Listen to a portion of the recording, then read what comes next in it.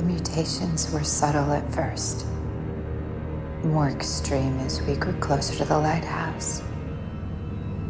Corruptions of form, duplicates of form, echoes.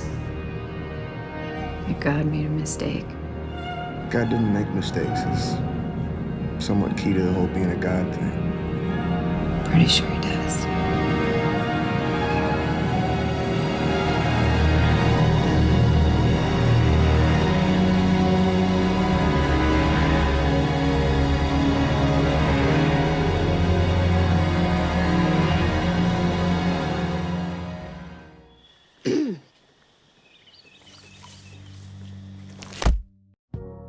Alex Garland's Annihilation was one of those rare films that stayed with me for a long time after the final frame had faded to black. With a unique narrative and a final act that asks more questions than it answers, Annihilation is an ambitious film that's certain to be discussed long after you walk out of the cinema, or after you log out of Netflix, depending on where you live. The main talking point about the film is the controversial ending, and because of how differently told the ending is compared to the rest of the film, it is ultimately a hit or miss. People seem to have either loved it or hated it. When initial screenings of Annihilation didn't test well, executive producer David Ellison claimed that the film was too complicated and wanted Garland to change the ending to be fit for a, in David's words, less intellectual audience. But Garland refused.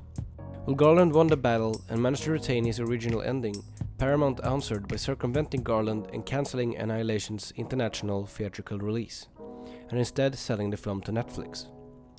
In an interview with Metro, Garland explains that he has nothing against the streaming services, but that the film was made from start to finish for the big screen, and that he regrets that people won't be able to see Annihilation in cinemas. When he was asked about the deal, he said, "It was done for money. It is Hollywood, for fuck's sake. It's always about money."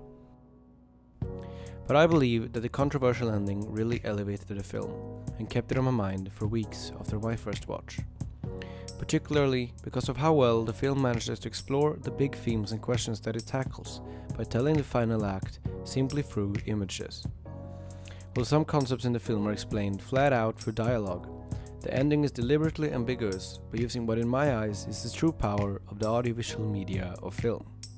To simply show the audience the scenario play out and letting them find answers and meaning through the imagery themselves, rather than making a statement through dialogue. To me it seems that if you want everything explained in words, you might as well read the book. What I do is I know that we're posing questions, but I don't aim to answer the questions by statements, but more by inference. So the answers to the questions that are posed are all contained within the film, but it just puts faith or belief in a certain kind of viewer that is not just there to be spoon-fed and be given everything, but actually enjoys the sense of feeling meaning float out of something rather than being stated. And maybe the meaning or the implications of some things aren't even fully realized within the act of watching the film, but there's something about the film that lives on, and then inferences can be drawn later. It's that sort of presentation of a film rather than here's a full circle, receive it, enjoy it, leave.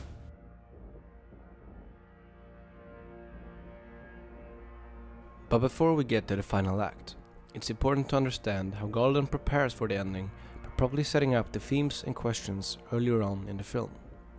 To make sure that the dialogue-free climax doesn't become incoherent, he makes sure that every element of the film, the entire way through, follows the themes without getting sidetracked.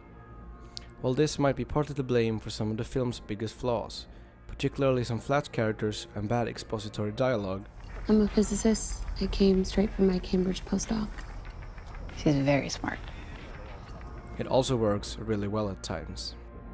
At that themic heart of Annihilation, it's a film about self-destruction.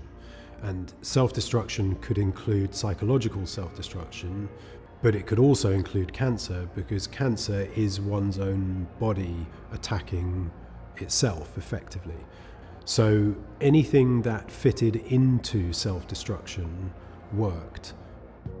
A great example of Garland's thematic effectiveness is the very first frame of the introduction, a cancer cell duplicating itself.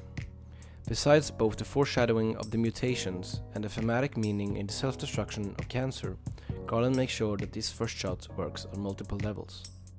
By making the disease eventually pay off in Dr. Ventress traveling to the lighthouse because of her terminal cancer, Garland makes sure that it serves both the plot and the theme.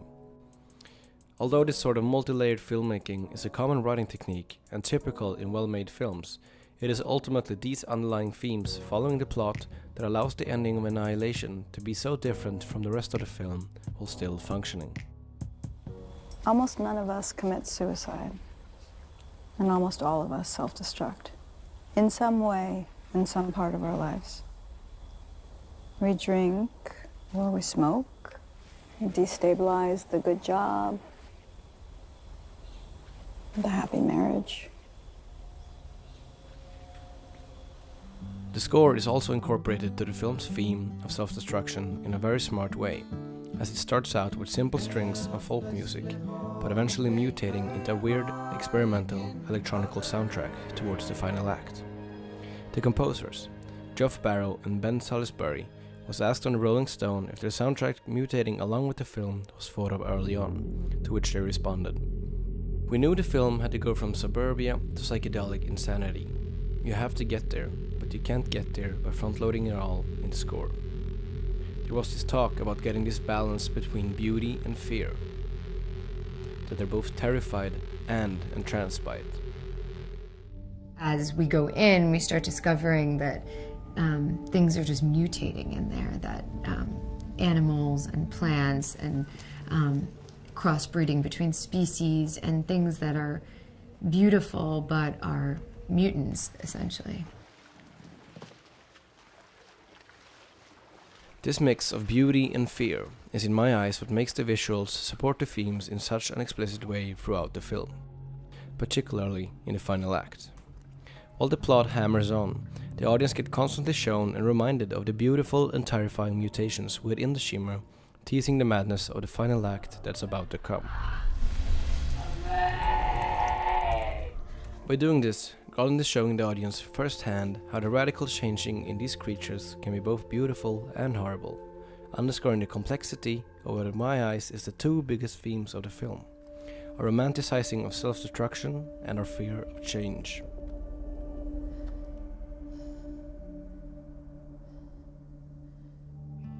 Annihilation really refers to these sort of self-destructive tendencies that we all have, and it is bizarre, when you know that our species is, well, every living being is just trying to survive, and that we're supposed to be biologically just doing anything we can to survive, and yet we do things we know are bad for us. This is a mistake. To me, some of it, hopefully all of that, and also the nature of change, of being confronted with change, which is change of things around you and also your own change, which I guess broadly you could call mutation, but that kind of stuff. It came here for a reason. It was mutating our environment. It was destroying everything. It wasn't destroying.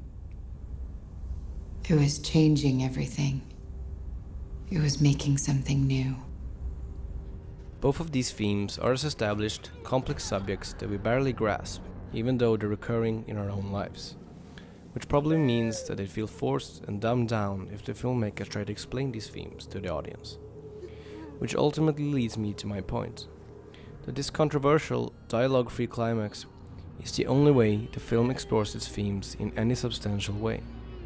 By telling the final act strictly through images and music, the audience can explore the themes as well as how they connect to their own lives on their own, giving every viewer a unique experience. This leads to discussions that can last for hours after the film has ended, and thoughts that can grow in your mind for weeks. All because of Garland's choice to not explain the ending, and instead let the audience enjoy the feeling of not being patronized by the film explaining every little detail.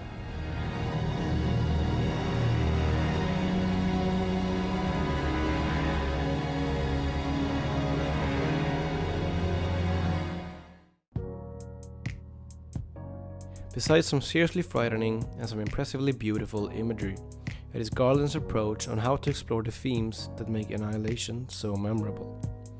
And while Annihilation, like any other film, has its flaws, particularly some blunt dialogue and a couple of undeveloped characters, Garland utilizes the full power of the audiovisual media of film by tackling the questions posed simply by letting the climax play out in front of the audience and letting each individual create their own answers and thoughts on what happened.